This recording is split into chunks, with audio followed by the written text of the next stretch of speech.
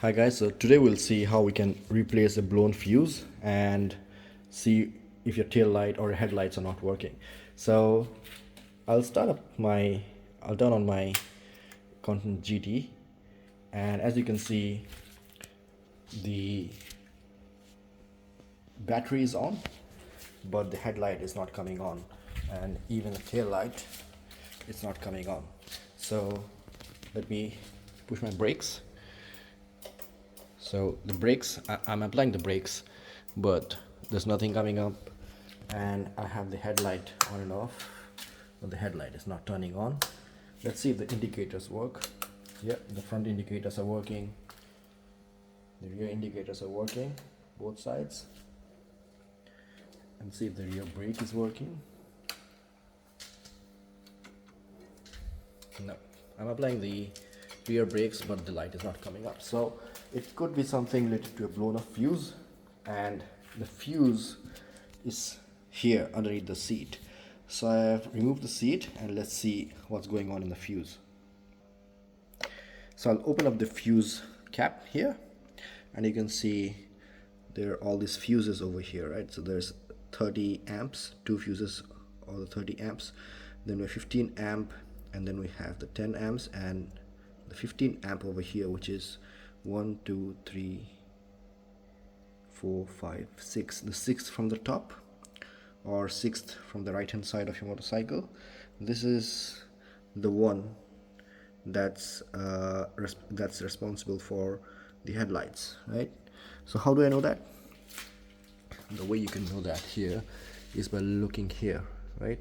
So it says the first one, so if it closes this way, right? So from top to bottom, top to bottom, and top to bottom. So it says the first one is for alternator, 30 ampere, and the second one is 30 ampere as well for mains. The third one is EFI, electronic fuel injection, and they have indicators, horn, and lighting. So lighting is the F6, which is the sixth one from the top. That's 1 2 3 4 5 6, 15 ampere, the blue one. Let's see what's going on with that.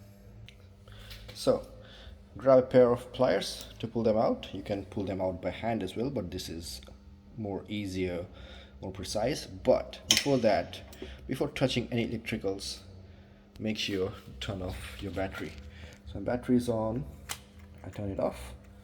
Now I'm safe to go. And now let's pull the 15 amp. Okay, so I'm pulling off the 15 amp here.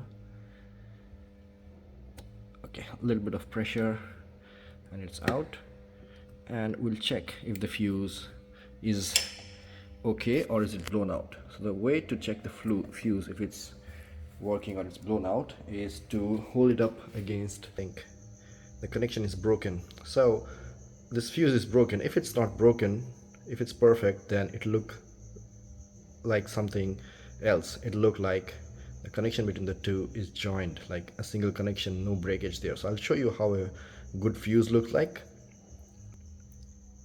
So we'll find a good fuse, and you can see here these are the spare fuses over here, right? So it's given for, you know, if any of the fuses here gets blown out, you can use this as a stepney, like a spare one, and you can reuse it in case of emergency. If you're in a long drive and your fuses get blown out due to water or due to rain or something, you can stop your bike the side of the road and try to reuse any good fuses. So these are the good fuses, 10 15 and 30, one each of them, and they're not connected to any of the circuits. These are just dead fuses, and we'll see dead fuses as in not dead, but they're not connected to the circuit. So we'll pull out this 15 and see if it's good or not. So just pulling out, okay, and we'll see if this is good or not. I think from here itself you can see if it focuses, it's all good, it's one connection.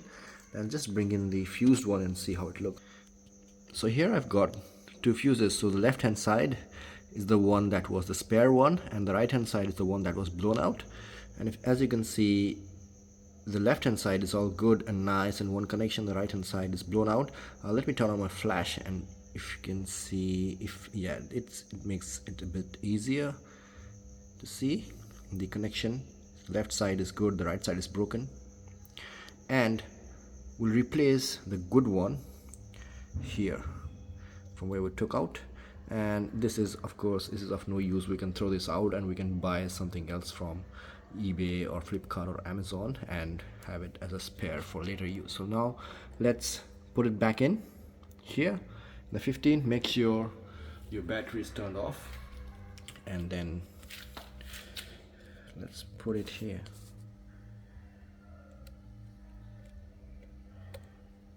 Oops, just a little bit of pressure. Yep, it's gone in. It's all tight and snug.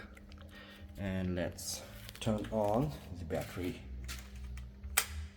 As you can see, the headlights light it up, and the tail light also light it up. And apply the front brakes and see if it lights up.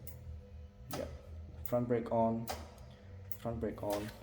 Let's test it with the rear brake. So I'll be applying the rear brake. Yep, it's working. And just needless to check, but just let's check the indicators. Both sides, front and rear, are working. And we'll also check the high beams and low beams here.